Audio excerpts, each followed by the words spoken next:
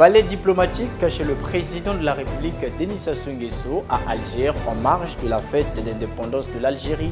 Remise officielle du centre de santé intégré de Fouta dans le district de Tiambazassi aux autorités de Pointe-Noire par le sénateur Bernard Badji. Et puis nous ouvrirons la parenthèse sur la campagne des législatives et locales, scrutin du 10 juillet 2022. C'est tout pour la vitrine concernant ce journal. Mesdames et messieurs, bonsoir et bienvenue sur Lux TV International. Le président de la République, chef de l'État, son Excellence Denis Sassou Nguesso, a assisté le mardi 5 juillet 2022 au défilé militaire des forces armées algériennes en sa qualité d'invité d'honneur du président algérien aux festivités marquant le 60e anniversaire de l'indépendance de l'Algérie. On en fait le point avec nos confrères de la presse présidentielle. C'est sur le boulevard Allen, en face de la grande mosquée d'Alger, que s'est déroulé l'imposant défilé militaire à l'occasion du 60e anniversaire de l'indépendance de la République algérienne démocratique et populaire. Le président Denis Sassou Nguesso était parmi les invités d'honneur qui ont participé à cet événement.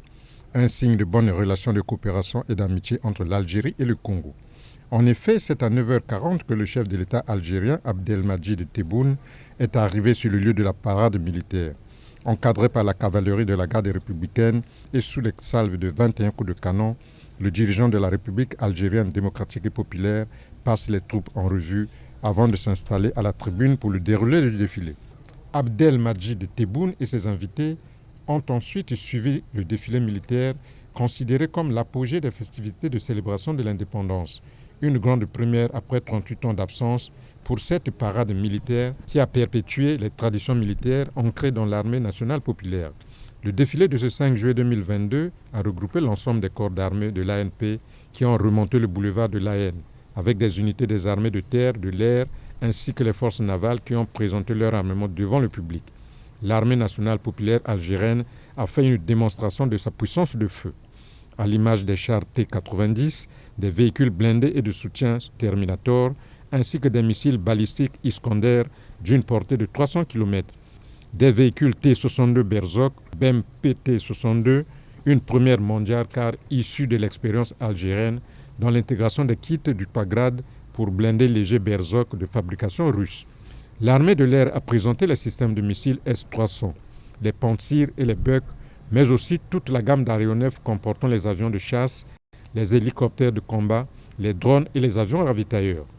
Les forces navales ont mis en exergue 2 sous-marins Kilo, des frégates, des corvettes et un navire de déminage, ainsi que des patrouilleurs. Au cours de cette parade militaire, l'accent a été mis sur l'industrie militaire et sa protection, notamment les camions Mercedes et Zutros montés en Algérie, ainsi que les blindés Fuchs et Nimr fabriqués à Ain, Smara. En définitive, ce défilé qui a pris fin à 11h50 a revêtu une grande symbolique pour l'Algérie, car depuis 1984 et dans les années 90, l'institution militaire était mobilisée dans la lutte contre le terrorisme et ne pouvait organiser de tels événements. La parade a donc brisé la rupture avec la tradition ayant accompagné l'Algérie depuis son indépendance. Surtout qu'elle intervient dans un contexte militaire régional marqué par des menaces terroristes qui persistent encore aux frontières de ce pays avec la Libye, le Niger et le Mali.